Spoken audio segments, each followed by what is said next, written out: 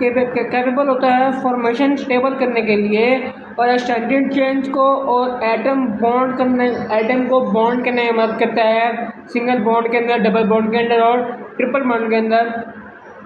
उसको वो कह रहा है hydrocarbon are divided into 4 general classes.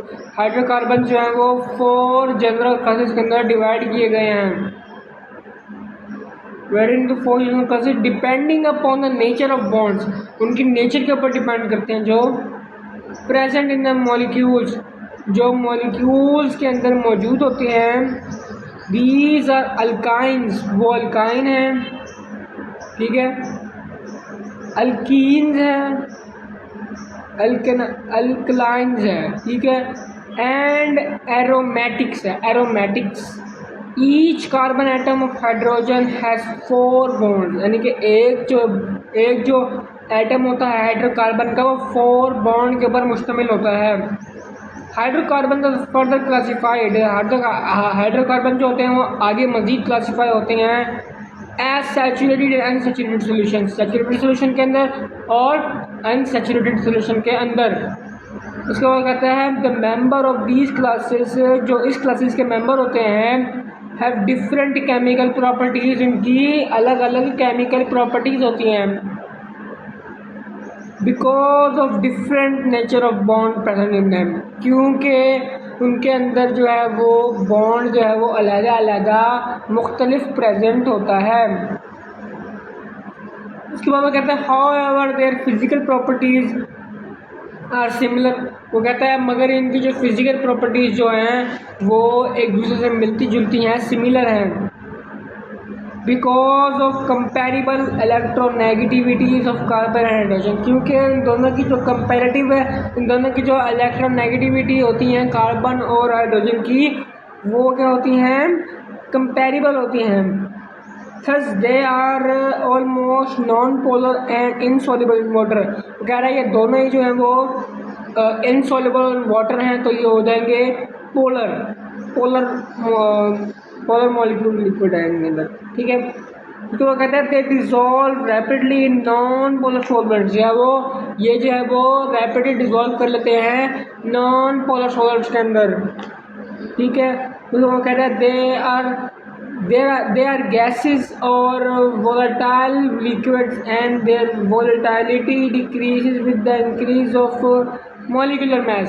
वो कह रहे हैं ये volatile liquids हैं, their volatility जो है वो डिक्रीज करती है अगर जो है वो हमारा molecular mass इंक्रीज करता है। That is the reason low molecular mass hydrocarbons are gases at room temperature such as CH4 and C2H6. Moderate molecular mass hydrocarbons are liquids such as C6H14, while higher molecular mass carbons are solid। यानी वो कह रहा है जो higher molecular mess और solid जाते हैं हमारे पास, हायर मोलिकुलर मैस होती है जिनकी, वो हमारे पास ज़्यादातर जो है वो सॉलिड होते हैं। उसके बाद वो फॉसल फ्यूल्स के अंदर जो हाइड्रोकार्बन होते हैं उसके बारे में बता रहा है हमें। तो कहता है फॉसल फ्यूल्स और hydrocarbons they are not only major sources of energy but also raw material. वो कह रहा है जो हमारे पास फॉसल फ्यूल्स होते हैं वो ना सिर्फ हम उनसे जो है वो एनर्जी हासिल करते हैं, बल्कि उसके साथ साथ वो रॉ मटेरियल के तौर पर भी इस्तेमाल होते हैं। उसके बाद कहता है raw material use to make thousands of consumer products, जो कि हम ज़्यादातर कंज्यूमर प्रोडक्ट्स को बनाने के लिए इस्तेमाल करते हैं। Hydrocarbons are the starting materials for the synthesis of organic chemicals of commercial importance। ये और कहता है कि हाइड्रोकार्बन जो हैं वो सिंथेसिस होते हैं, ठीक है, ऑर्गेनिक केमिकल्स को बनाने के लिए। These chemicals are essential for making plastic, synthetic rubbers, synthetic fibers and fertilizers। समझ आ रही है आपको? उसके बाद वो बात करता है बेसिक डेफिनेशन of hydrocarbons। वो कहता है hydrocarbons are those compounds which are made up of only carbon and hydrogen element। वो कहता है हाइड्रोकार्बन वो कंपाउंड्स हैं जो कि सिर्फ और सिर्फ कार्बन और हाइड्रोजन के एलिमेंट से मिलकर बनते हैं। उसके बाद यहाँ पर एक क्वेश्चन दिया उसने, वो कहता है why carbon are regarded as parent. Hydrocarbon जो है वो पेरेंट के तौर पर क्यों रिगार्ड किया जाता है? इसके जवाब है hydrocarbon are regarded as parent organic compounds since other organic compounds are considered to be derived from them by replacement of one or more hydrogen atom by other atom or group of atom। यानी वो कहता है क्योंकि ये एक जो है वो ड्राइव करते हैं और जो है वो रिप्लेसमेंट करते हैं हाइड्रोजन आइटम की एक दूसरे के अंदर, तो इसलिए जो है वो हाइड्रोकार्बन पेरेंट के तौर पर रिगार्ड किए जाते हैं। इसके बाद वो कहते हैं टाइप्स ऑफ हाइड्रोकार्बन्स। हमारे पास कौन कौन सी टाइप्स हाइड्रोकार्बन्स की हमें देखने को मिल जाती हैं? वो कहता है one of the basics of structure hydrocarbons are divided into two main classes. जो है वो हमारे पास जो हाइड्रोकार्बन्स हैं वो दो क्लासेस के ऊपर मुश्तमिल हैं, उनके ऊपर स्टैंड करते हैं। पहली है ओपन चेन और एल्फैटिक हाइड्रोकार्बन्स। इसके दो नाम है, ओपन चेन और एलिफैटिक हाइड्रोकार्बन्स। वो कहते हैं these are the compounds in which the first and last carbon are not directly joined to each other।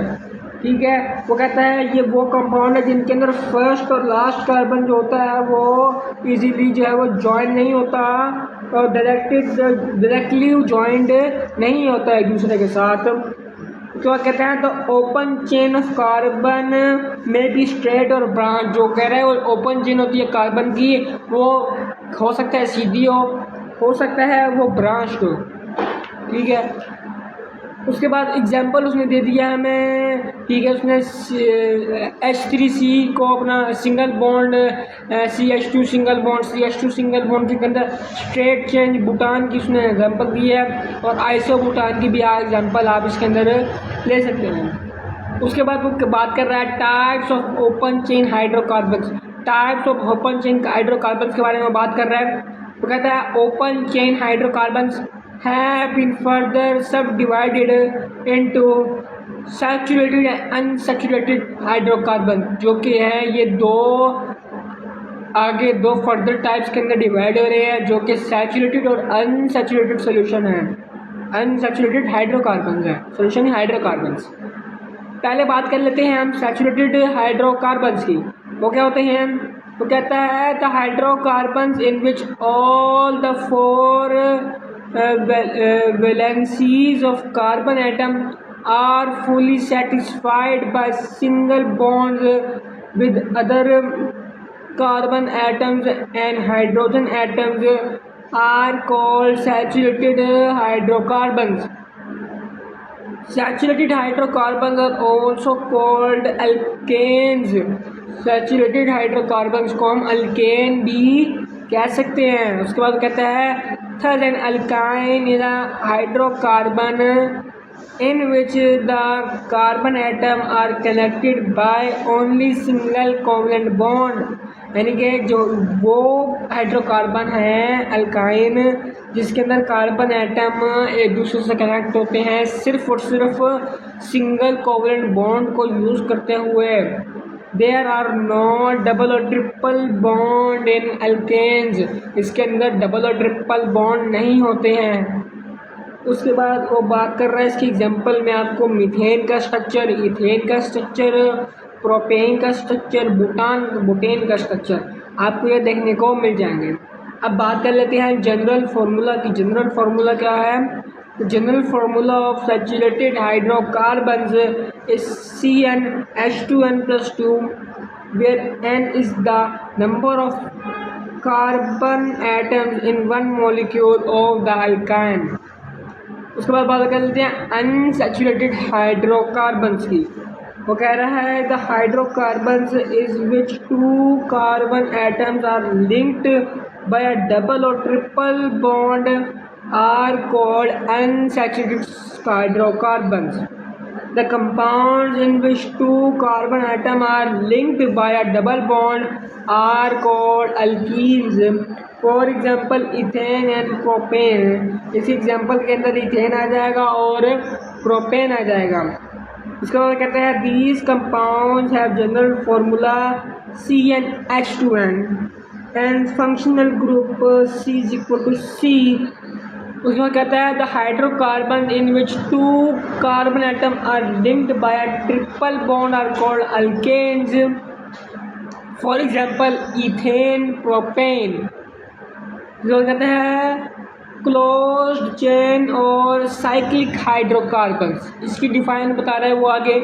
वो कहता है compounds having rings of carbon atoms in their molecules are called closed chain और cyclic hydrocarbons. Example benzene जिसका formula है C6H6. इसका वो कहता है साइक्लोब्यूटेन एंड साइक्लोहेक्सेन. ठीक है. इसी एग्जाम्पल के अंदर structure of benzene, structure of cyclobutane and structure of cyclohexane आपको मिल जाएगा. ठीक है. उसके बाद अगर आप नेक्स्ट पेज पर जाते हैं तो आपको अल्केन्स की आपको वो बता रहा है कि अल्केन्स क्या होते हैं. वो कहते हैं the simplest hydrocarbons are alkanes. जो सबसे ज़्यादा सिंपल हाइड्रोकार्बन होते हैं वो अल्केन्स होते हैं.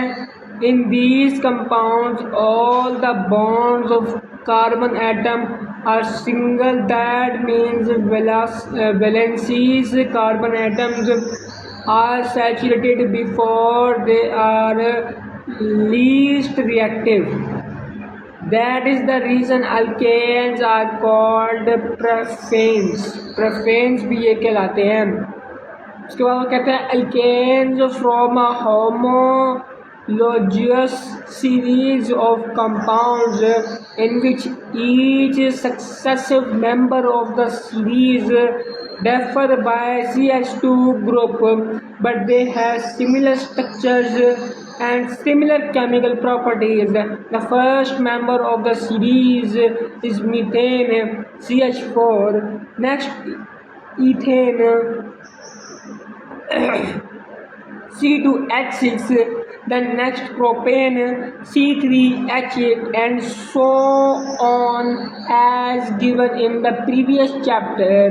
The electron cross and dot structure of simple alkanes are presented by following के अंदर प्रेजेंटेशन स्ट्रक्चर वगैरह दे दिए आगे.